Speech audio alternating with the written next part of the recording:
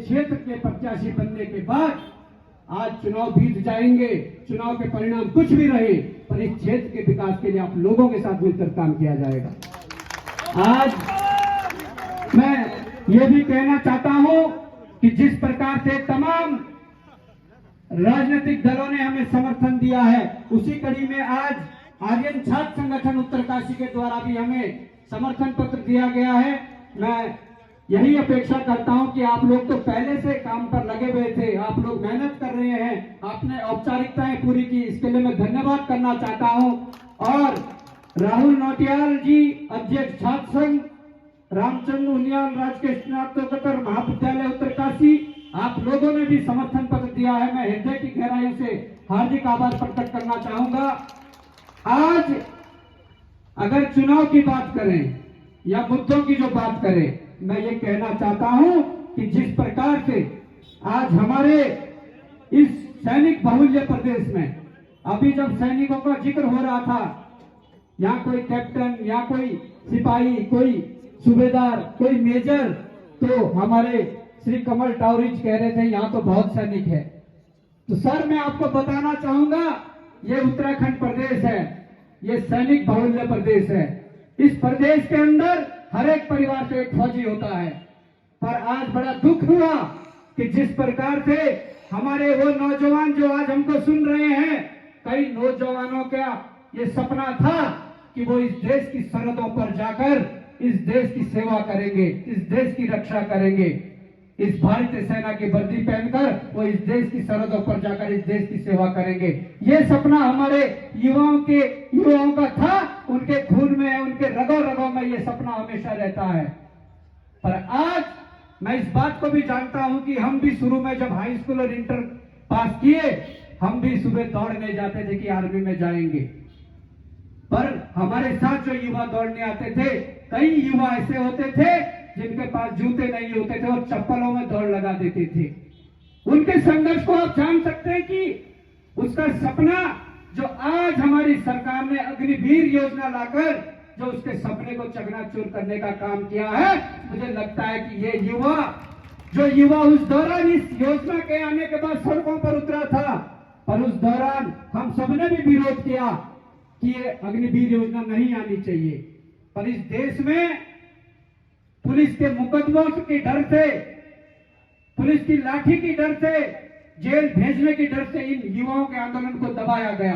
पर मैं आज कहना चाहता हूं, ये लोकतंत्र पर्व है, उस दौरान आपको दबाया गया, पर आज आप सभी युवा और आपके अभिभावक जो चाहते थे कि उनका बेटा सूबेदार बने, मेजर बने, कैप्टन बने, आज वो अभिभावक और ये युवा आज अग्निवीर योजना के विरोध में वोट की चोट कर सकता है। आज मैं कहना चाहता हूं, कई हो सकता है कि सरकारी कर्मचारी हमें सुन रहे हैं, साथ में पुलिस के नौजवान तो सुन ही रहे होंगे।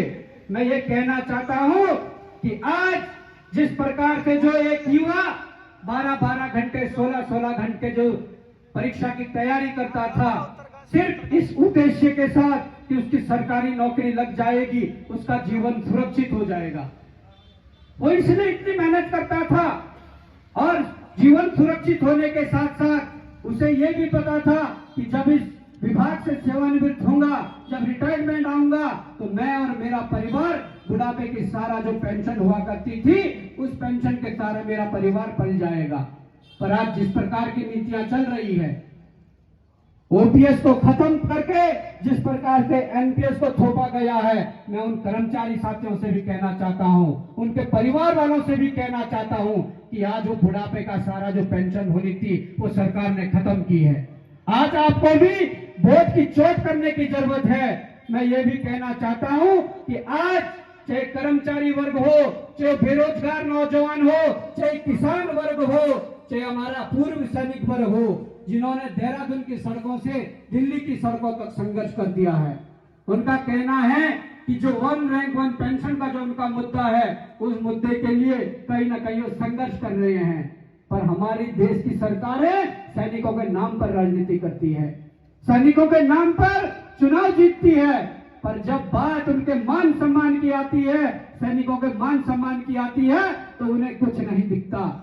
2 दिन पहले देहरादून में जनरल बीके सिंह जी को बुलाया था, भाजपा ने एक कार्यक्रम किया, परंतु उस दौरान जो हमारे प्रदेश के पूर्व सैनिकों के साथ जो उन्होंने किया, जो गाली गलौज की, जो धक्के मुक्का की, तो मुझे लगता है कि मैं उसकी पूर्ण रूप से निंदा करता हूं और ये उत्तराखंड इन सैनिकों का अपमान कभी नहीं भूलेगा। आज मुद्दे तो बहुत है, पर मैं ये कहना चाहता हूं कि आज सबसे बड़ा मुद्दा अगर है तो इस उत्तराखंड के अस्तित्व और अस्मिता को बचाने का है। आज इस उत्तराखंड को प्रकृति और संस्कृति को बचाने का है। आज हमारी संस्कृति दांव पर लगी हुई है।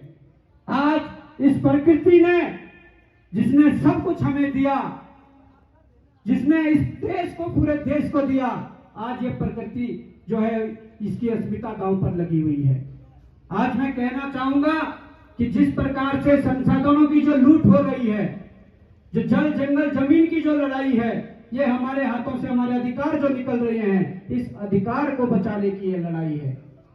ये हम कह सकते हैं आम भाषा में कि चुनाव है, पर मैं ये भी कहना चाहता हूं, आज भले ही चुनाव हो, पर हम आंदोलन लड़ रहे हैं और ये आंदोलन घर घर तक जाना चाहिए। ये आंदोलन हर युवा के मस्तिष्क दिल तक जाना चाहिए। ये उस अभिभावक तक ये आंदोलन जाना चाहिए जिसका बेटा बेरोजगारी में त्रस्त आकर नशे की तरफ जा रहा है। ये उस अभिभावक के जहन में भी ये आंदोलन जाना चाहिए। आज मैं ये कहना चाहता हूं कि आज जिस प्रकार से हमारे प्रदेश के अंदर जो लगातार ऐसी घटनाएं हो रही है, इस शांतवादियों में, इस देवभूमि में, हमने सोचा था कि ये प्रदेश शांत प्रदेश है, ये प्रदेश देवताओं का प्रदेश है, इस प्रदेश में अराजकता नहीं होती है। पर इस प्रदेश के भीतर आप लोगों ने देखा होगा कि बहन अंकिता भंडारी जैसे हत्याकांड हो रहे हैं। और तो छोड़िए, जब उन कांड करने वालों का पता लगता है, उन दोषियों का जब पता लगता है, तो उनको बचाने के लिए भरसक प्रयास किए जाते हैं। और जब पूरा प्रदेश सड़कों पर उतरता है कि बहन अंकिता भंडारी जो हत्याकांड हुआ है, उनके दोषियों को सजा हो, उनकी जो ये जांच है वो सीबीआई को सौंपी जाए। पर आप मानिए कि जांच सीबीआई को नहीं सौंपी जा रही है। अगर सरकार ईमानदार है, सरकार में बैठे बड़े अधिकारी ईमानदार हैं जो इन दोषियों को बचाने का काम कर रहे हैं, तो आप सीबीआई जांच करवाइए। हम 450 दिनों से धरने पर बैठे हैं कि जिन लोगों ने युवाओं के भविष्य को बेचा है, उन लोगों की सीबीआई जांच करवा दीजिए, दूध का दूध, पानी का पानी हो जाएगा। पर सरकार सीबीआई जांच करने के लिए राजी नहीं है। मैं ये कहना चाहता हूं कि आज दलगत राजनीति से ऊपर उठकर सोचने की जरूरत है, क्योंकि अगर सीबीआई जांच नहीं होगी तो आप ये मत सोचना कि भविष्य कांग्रेस के कार्यकर्ताओं के बच्चों का बेचा जा रहा है या भविष्य यूकेडी के कार्यकर्ताओं के बच्चों का बेचा जा रहा है। अगर वो भविष्य बेचा जा रहा है तो भाजपा के कार्यकर्ताओं का बच्चों का भविष्य भी बेचा जा रहा है।